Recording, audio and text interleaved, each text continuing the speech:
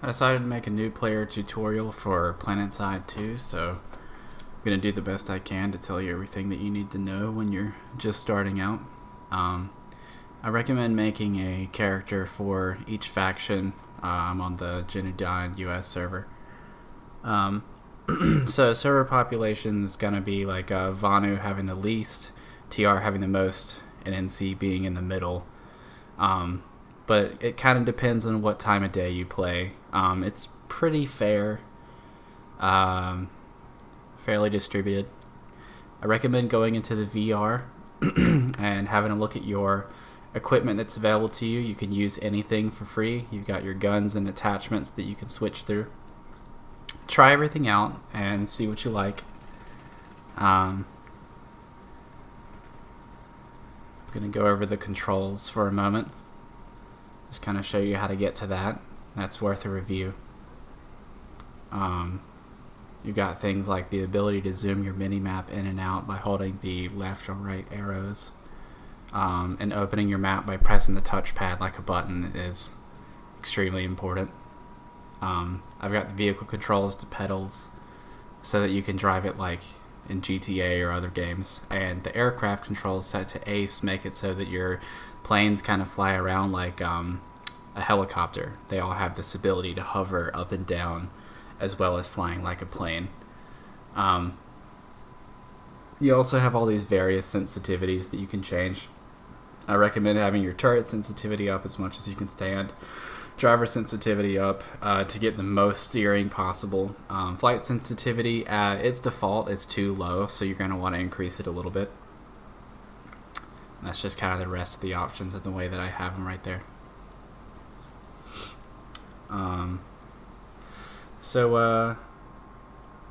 Each class has its own kind of specialty that you can go with.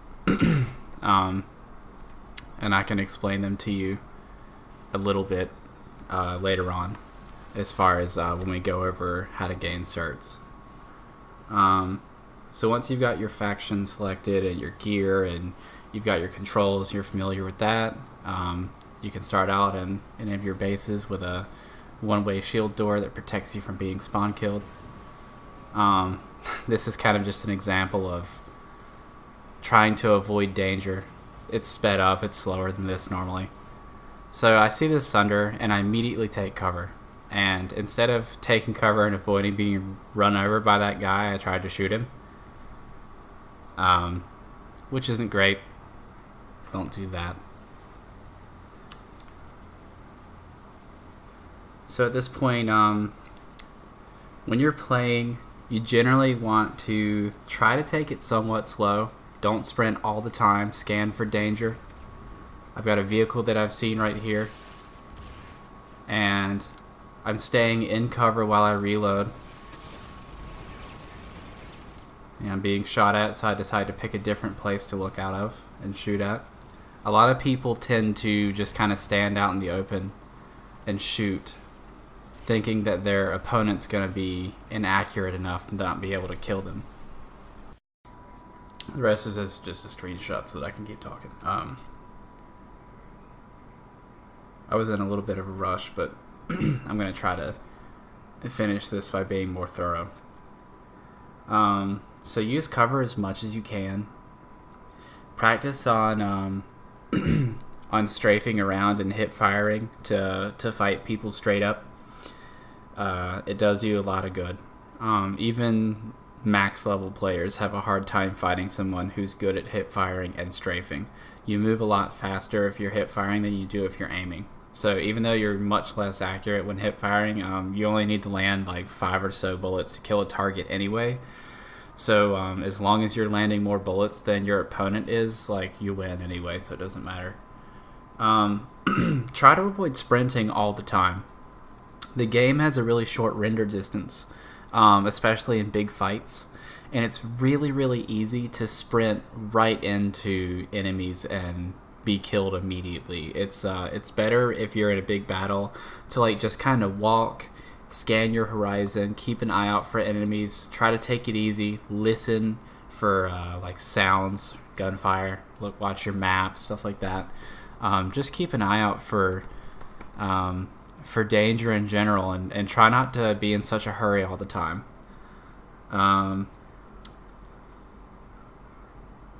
Yeah, I mean, keep an eye out for unexpected enemies. There's a lot of people who hide on rooftops who'll kill you. And try to play to your strengths, too. If you feel like you're not winning in a straight-up fight, as soon as you see an enemy and he seems to have seen you first, or if he sees you at all, run for cover instead of just fighting back immediately, because he's just going to empty his clip on you regardless of if you're in cover or not. But if you're in cover, the cover takes the damage for you. I know that that's simple, but a lot of people don't do it, so I'm just trying to, put that out there for new players. Try to use doorways. Like if an enemy's going to chase you, run away through a doorway and then turn around and aim at it. Crouch maybe to make yourself a smaller target. And they'll probably follow you through it, and you can shoot them in the face and end them pretty fast.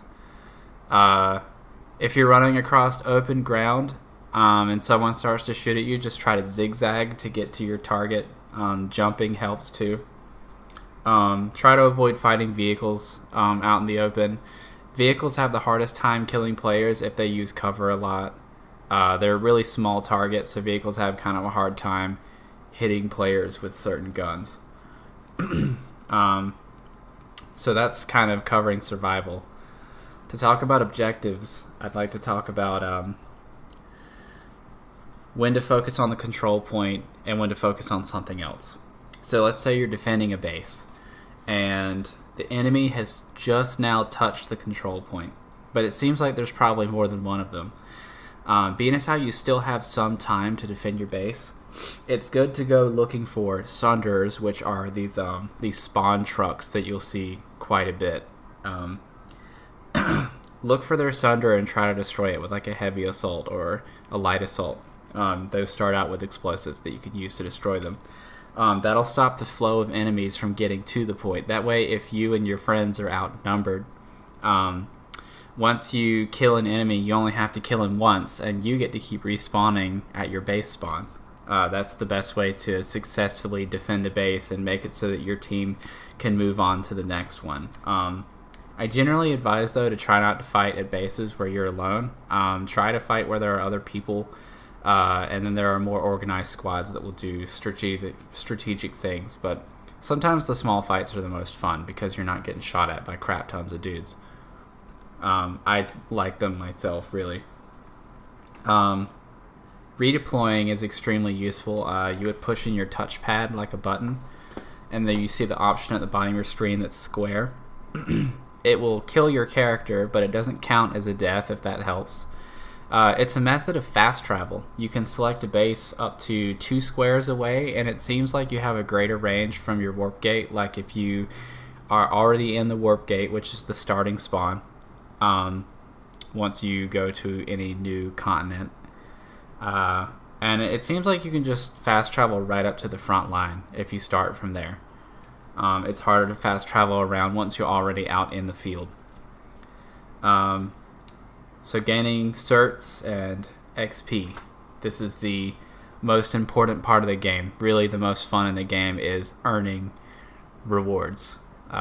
People tend to give up when they have nothing left to earn, but luckily it's one of those games where you can pretty much play it forever and never run out of stuff to earn. So pick whatever path you want. If you're in a squad and you do actions that get you XP that has to do with another player, you gain bonus XP, such as if you give a squad mate ammunition, or if you heal him or revive him, you get bonus XP, which is great. Kills give you 100 XP. You need 120 XP to get 1 certification point.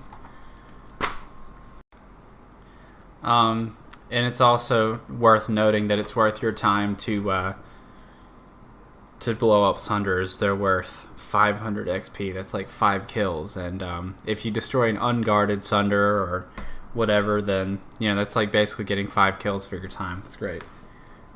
Destroying Sunderers should be a really high priority when you're not having to focus on the point. Ammo packs that the engineer can drop will make you a lot of points. Players almost always need ammo, especially maxes. You unlock those at level 15. You'll see them around. Upgrading your ammo pack makes it so that you can give out ammo faster, that it'll last longer, and if it's maxed out, you can have 2 active ammo packs at a time, meaning that you can be making XP from 2 different areas of players just passing by them. It'll also give you higher priority over other players that have not upgraded their ammo pack. At least I believe that after I've read it on a forum. Destroying infrastructure is worth your time as well, like destroying enemy vehicle terminals, infantry restocking terminals, or turrets. Those can get you XP, and you don't necessarily have to straightforward fight other players. You can generally do those things pretty safely, as long as you do it fast enough, because people don't like when you break their terminals. You can hack stuff with the infiltrator. It's the same as going up and using a terminal that's for your team, except you just end up taking it. You can upgrade it and hack things faster. You can't cloak while you're doing it, though, with an infiltrator. Do keep that in mind. Healing and reviving also is a great way to make XP. It's a little bit more dangerous than ammo packs because you have to physically be there in the danger to make your points. But medics are a real game changer. Their gun is rather good, and they can really keep your team going. It's hard work to be a medic, and it's dangerous. And it usually requires you to invest in a very expensive revive grenade to be truly successful with a medic. But I've seen people with way fewer numbers take a base with a good medic in their squad than people without one. You don't even need a Sunderer if you have a skilled enough medic, but again, that's really hard to do. But if it's something that you really care about, you can get good at it. You can get good at anything you want to do. And it saves you a lot of time if you really just kind of pick what you want to get good at and really focus on it, really invest in that class, make it as effective as possible. The last thing I want to talk about to make you certs is repair and ammo vehicles. Those things can just sit around and make you certs. You have an ammo vehicle sitting around close to a whole bunch of other teammates are fighting with their vehicles, and just park it. They'll come back and get ammo from you, and you'll just you'll make points from it. It's great, and it helps them a lot. These are ways that you can make lots of certs that help your team win battles, it gets you a lot of upgrades in the process. Try to focus on upgrading things that you feel are an investment that will help you make more points in the future. Before you know it, you'll be level 70 and making 500 certs every time you play the game, just like the high levels. I hope this helps.